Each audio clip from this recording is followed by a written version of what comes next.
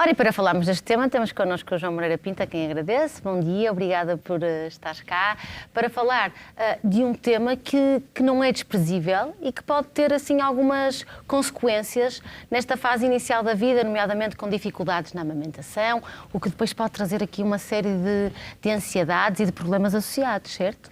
Sim. Bom dia, obrigado pelo convite, Mariana. O freio curto da língua causa grande ansiedade, principalmente aos pais de primeira viagem, mas certo. quando o lactente tem dificuldades na amamentação, é um dos problemas que se tem que descartar logo no início. Aliás, há poucas coisas que nós consideremos assim, relacionadas com a amamentação que possa implicar uma referenciação precoce a um cirurgião. Há quem diga e em algumas maternidades, estando o cirurgião pediátrico presente, ou um neonatologista capaz, deve fazer o curto de um freio curto da língua, logo, imediatamente. Explico porquê. A amamentação, hoje está mais do que estabelecido, que é o principal alimento que se deve dar ao recém-nascido. E o freio curto da língua, que prejudica a amamentação, que faz dificultar, seja na capacidade de adaptação à mama, seja, às vezes, a dor que provoca a mãe, é um freio que tem uma parte avascular transparente, que geralmente nem tem, não tem inervação, e que se pode cortar logo no consultório. Portanto, não é uma grande cirurgia. Certo, é uma coisa muito simples que depois pode facilitar de uma forma significativa um processo muito importante. E é imediato. Nós, quando cortamos esse freio da língua, mandamos sempre, até para testar e para dar consolo, porque a criança ficou apertada e fica sempre desconfortável, chora sempre um bocadinho, para ir ao peito, não é? E é 99% dos casos, mas notam logo a diferença. Porque há logo uma libertação daquela língua e que permite logo fazer a amamentação. Mas digamos que há freios curtos da língua de diferentes dimensões, exatamente, digamos assim. E depois, quando há necessidade desta plastia, não é? Desta intervenção, também há diferentes formas de o fazer mediante o tipo de situação que estamos a falar, certo? E a idade. Sim, porque existe o freio da língua, este detectado precocemente, que geralmente aparece com os problemas da amamentação. Logo ali para nós, no início. É uma referenciação precoce, no próprio dia, no dia seguinte. Claro que com a urgência, como está, é o caos, mas tentar logo uma consulta o mais precocemente possível. E esse freio, geralmente, é um freio mais grave no sentido em que o freio vai mesmo até à pontinha da língua. E isso vê-se bem que a criança, quando chora, não projeta a língua para além dos dentes e que não tem, portanto, para além da gengiva, presa, obviamente. No fundo, claro. E faz até uma espécie de coraçãozinho. Estes são fáceis. Parece quase a língua de uma serpente. Exatamente. Estes são muito fáceis de diagnosticar precocemente e são fáceis de tratar porque lá está, tem uma zona que é transparente e que nós podemos cortar no consultório. Mas às vezes há assim casos duvidosos, porque às vezes essa membrana transparente é pequena, não parece até haver grande limitação e às vezes até a criança projeta a língua para além da gengiva, parece a ter uma mobilidade normal. Ficamos às vezes um bocadinho na dúvida se é preciso cortar ou não. Nesses casos, podemos ter aqui duas estratégias.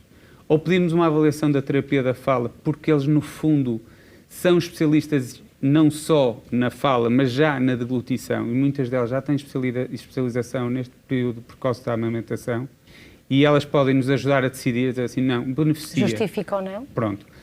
O que é que acontece muitas vezes? Nestes em que não é à custa desta parte transparente, pode ser necessário ir ao bloco operatório, porque aí nós tivemos que ir um bocadinho mais profundo para além dessa zona transparente, precisamos de cortar, coagular e, por vezes, suturar. Que é a tal plastia sublingual. Exatamente. O que é que acontece? Aí temos que ponderar os riscos-benefícios de quando fazer esta anestesia. Apesar de ser uma anestesia inalatória, isto é, nós nem costumamos picar as crianças, não é? Temos que pô-las sempre em jejum, porque pode acontecer a necessidade de entubar, etc. Mas, em princípio, são adormecidos com uma máscara facial, com gases próprios da anestesia, e nós fazemos esse corte e damos o pontinho e é um procedimento rápido, 10, 15 minutos e fica resolvido. Mas temos sempre que ponderar os riscos, benefícios, aguentar esse jejum, etc. Portanto, aí nesses casos duvidosos há que, por um lado, pedir aqui uma intervenção multidisciplinar onde os terapeutas da fala podem contribuir para a decisão, por outro lado também perceber o próprio desenvolvimento da criança, certo? Seja ao nível da mastigação, da deglutição, seja até também, se for em casos mais tardios, ao nível da fala também. Sim, porque acontece também muitas vezes, crianças que não tiveram problema na amamentação, não era assim muito evidente. Às vezes, só quando aos 2, 3 anos estão a começar a falar, é que se percebe que existe alguma alteração. Geralmente aí, mais até do que os pediatras, que costumam ser já os terapeutas da fala, que identificaram que realmente o freio é curto e impede a mobilização, porque lá está, nestes casos, não é à custa desta membrana transparente que vem até à ponta da língua, geralmente é o próprio freio, que é o espesso ou pouco móvel, e aí fazemos uma cirurgia, que também chama-se plastia sublingual, que é feita no bloco, e que nós, lá está, fazemos às vezes aos 2, 3, 4 anos, depois depende um bocadinho quando é que chegamos ao diagnóstico. Certo. No fundo, há algumas dicas para pais, para eles irem vendo como é que está o seu filho. Às vezes as pessoas ficam na dúvida, gostam de saber prevenir. Sim. E, portanto, crianças que não projetem a língua para lá da gengiva, ou que façam um bocadinho de coração, e que na alimentação, principalmente quando eles estão a comer coisinhas doces, nós fazemos assim o estalar da língua, não é? Gostamos de vir cá. Portanto, isso também dá... as crianças têm um freio curto, ou espesso, ou este pouco móvel, não conseguem fazer isso. Isso também é uma boa dica para os pais estarem atentos. Não quer dizer, lá está, que sejam todos para operar. Alguns chegam com estes sintomas e nós dizemos assim, vamos ver o terapeuta da fala, a ver se isto... Porque muitas vezes também não é a cirurgia que corrige. Tirando nestes pequeninos, nós corrigimos cirurgicamente e quase imediatamente vão para casa. A maior parte das vezes, se isto era uma coisa que já aparece aos 2, 3 anos, já vamos precisar de terapia da fala posteriormente, porque a criança vai ter que, muitas vezes, reaprender os movimentos que não conseguia fazer. Portanto, digamos que a cirurgia por si não resolve, ou seja, resolve mecanicamente, se quisermos, a coisa, mas depois precisamos de um acompanhamento de terapia da fala para a funcionalidade, digamos assim. Olha, eu faço a analogia muito engraçada que é com os ortopedistas, não é? Quer dizer, as pessoas percebem que às vezes é preciso tratar o problema mecânico, cortar e dar a capacidade à língua, mas depois é preciso a fisioterapia, não é? Neste caso é a terapia da fala, que é preciso reaprender uns movimentos que ou perdeu ou que nunca aprendeu. E haverá casos em que eventualmente nem é necessária a cirurgia e basta a terapia da fala? Ou nem... Sim, também acontece, mas aí eu chamo falsos freios curtos da língua, ou seja, muitas vezes o problema é só na dificuldade da mobilidade da língua.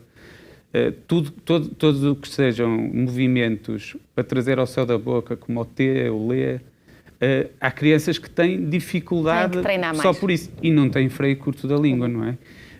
Por isso é que lá está. Muitos deles já vêm da terapia da fala e vêm-nos com essa indicação. Não, há aqui um freio que eu estou aqui a tentar, mas está preso. E nós aí fazemos a cirurgia. Sim. Nesta cirurgia, já mencionaste que é uma cirurgia relativamente simples. Como é que é este pós-operatório? Como é que os pais se devem organizar caso haja essa possibilidade? Portanto, a cirurgia, a que é feita no consultório, já expliquei. Certo. Na própria altura já notam as melhorias, fazem uma vida perfeitamente normal. Não há nada de pós-operatório. Às vezes, eu marco sempre chamo sempre a atenção, dou aquela informação habitual que é, se continuarem com alterações na amamentação, procurem o terapeuta da fala, porque ele vai ajudar independentemente da cirurgia que eu fiz agora. Se não, vir sempre passados 6 meses para reavaliar, a ver se não é preciso fazer o corte um bocadinho mais profundo no bloco operatório, tal corte que é preciso coagular e suturar. Certo. Pronto.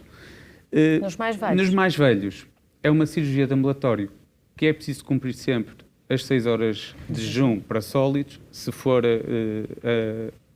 a amamentação de leite materno são 4 horas, se forem, e depois pode-se enganar ali com líquidos, água e líquidos claros, gelatina, iced tea, passando a publicidade, mas até às 2 horas antes. Certo. A criança chega, lá está, é adormecida com anestésico inalatório e nós procedemos ao corte, procedemos à coagulação e à sutura e depois, passado 1 hora, 2 horas, estão a ir para casa com os pais e recomendamos sempre que nas primeiras 24 horas deem mais coisas líquidas sobre o mole, líquidas ou mole, e mais sobre o fresco, porque o processo de cicatrização da mucosa bucal é como uma afta.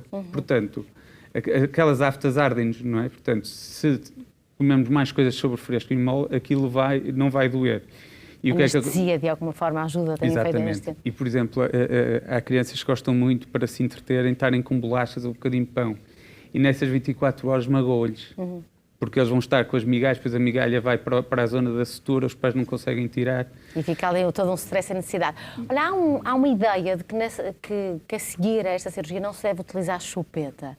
Não há nenhuma investigação que mostre isso. Isso é uma polémica. É uma polémica que eu ainda não consegui resolver. E eu não tenho problema nenhum que usem chupeta, da minha experiência, lá está, mas é uma experiência, eu nunca fiz caso de controle, eu nunca comparei bebés a usarem chupeta e bebés sem usarem chupeta, mas da minha experiência, eu como nunca tive que reoperar uma criança... Que usa chupeta. Portanto, nem com chupeta nem sem chupeta, portanto, para mim é indiferente. Já procurei, até por causa dessas polémicas, a cada passo vou procurar nas bases de dados de literatura científica e não há nenhum estudo. Aliás, curiosamente, nem estudo comparativo, nem os estudos que nós chamamos de revisão, que pudesse ter pegado em casos históricos e fazer aqui fazer algum tipo de conclusão. E, portanto, eu nisso deixo aos pais. Eu acho que a chupeta não é o pacifier em inglês. É mesmo para isso, é para apaziguar a criança. Claro, portanto, e depois há aqui uma componente emocional que também é importante. Foi ali submetida a uma agressão cirúrgica, não é? Nem que seja, ali não costuma causar dor, mas o facto de ter sido imobilizado ou ter sido anestesiado, quer dizer, é um momento em que a criança vai querer ter a chupeta, portanto eu não proíbo chupetas. E não tem razão nenhuma para proibir até agora. Proibir. Claro. Não. Portanto, os pais também que estejam perante essa situação, à partida, podem ficar tranquilos relativamente a esse regulador que é a chupeta. João, mais tempo ficaríamos à conversa, mas vais regressar mais vezes. Temos aí muitos temas em carteira para discutir, não só de bebês, mas de crianças e jovens. E, portanto, obrigado por ter estado cá e até breve. Obrigado. Obrigada.